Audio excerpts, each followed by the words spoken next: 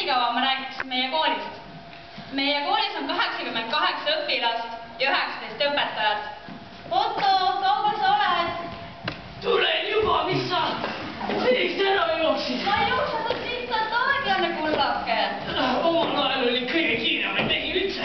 Räägi. Tema siis Otto von Taube, nagu mina kutsun Tuvike. Joo! On jõu. Jah, on jõu. Ja vaatame üle enne. Tere noored!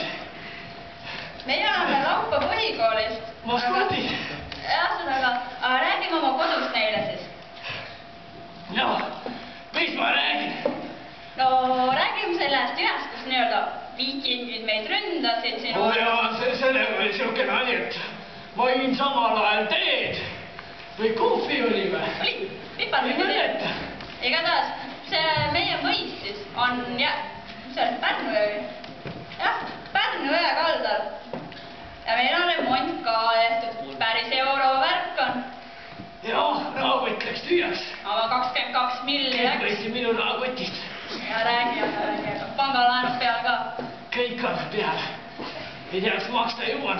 Aga igatahes see selleks, meid valiti 2008. aastal Eesti ilusamaks kooliks, nii et jee! Mina poseerisin igal pool tänu sellele. Saime kuulda. Igal ajakirjal oli esikaanel. Kroonikal ja...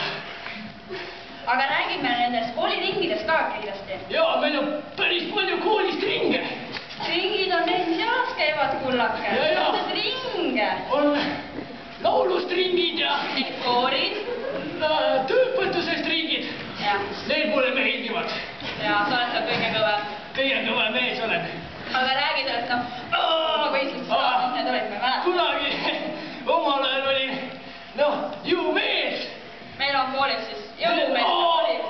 Krampi läks, juhtub ikka. Aga tahate meie kohta rohkem teada, siis külastage veebisaiti www.laupabk.edu.ee